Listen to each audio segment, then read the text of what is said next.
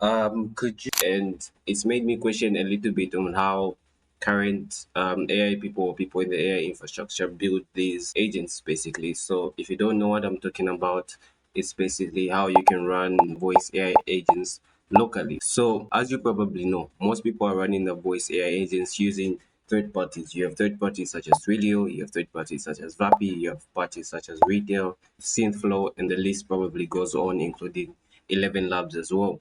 So these third parties, in as much as they help the deployment process much more easier, they also do come with their own heavy, you can say, disadvantages or heavy downsides of using them a lot. And then you'll be able to find that there's a much more better way or cheaper way of actually hosting some of these voice AI agents and cutting down a huge number of those costs when you're doing it locally.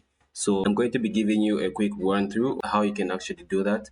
I'm also going to be explaining on the current voice AI agents, some of the advantages and disadvantages that you can have when you locally host it and when you're using a third party. So I'm going to jump into the current structure of how the voice AI agents basically looks. So currently you do have people that are building voice AI agents today in a structured sense that basically looks like this. You have basically the telephony provider, in which case sometimes is mostly Twilio or the platform itself. Some platforms do offer phone numbers as well.